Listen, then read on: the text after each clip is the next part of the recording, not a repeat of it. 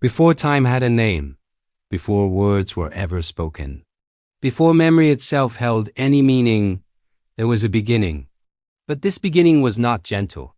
It was not wrapped in paradise, nor blessed by any divine hand. It was raw, wild, unforgiving, a world of fire and stone, of endless storms and trembling earth, a world where life did not flourish, it fought, where every sunrise was a warning, and every nightfall was a reminder that the darkness always watched. Into this world, humanity was born, not as kings, not as rulers, but as fragile, trembling sparks. They opened their eyes beneath skies heavy with smoke, on lands carved by ice and broken by molten rock. Every breath they took was stolen from a world that did not want them. Every heartbeat was a defiance against extinction. They walked barefoot across landscapes shaped by chaos, plains scorched by the sun, forests thick with predators, mountains that cut the horizon like knives. They were surrounded by creatures faster, stronger, deadlier. Creatures that ruled the night with fangs and ruled the day with hunger. For the first humans, life was not peaceful. It was a battlefield. Nature itself was the enemy. The rain did not fall gently, it tore at their skin. The wind did not whisper, it cut through bone.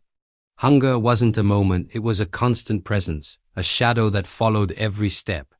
And yet, they endured. Because within these fragile bodies lived something no other creature possessed, fire. A fire that refused to die. When the cold winds of the Ice Age swept across the plains, they gathered close, sharing their warmth. When predators closed in, they stood together, shaping sharp stones into weapons of survival. When storms destroyed their shelters, they rebuilt stronger, smarter, united. The first humans were small, but their courage was immense. Every challenge shaped them. Every hardship taught them. Every loss carved wisdom into their bones. Slowly, they learned the language of fire. They struck stone against stone until sparks ignited.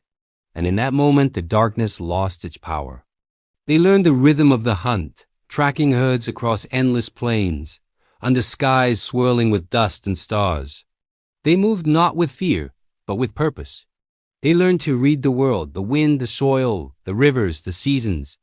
Nature tried to break them, but instead, it became their teacher. They crafted shelters from branches and hides, shaped tools from flint and bone, and painted their stories in caves so the future would never forget how they began. Still, the struggle did not end. Every horizon they reached revealed another challenge. Every victory came with a price.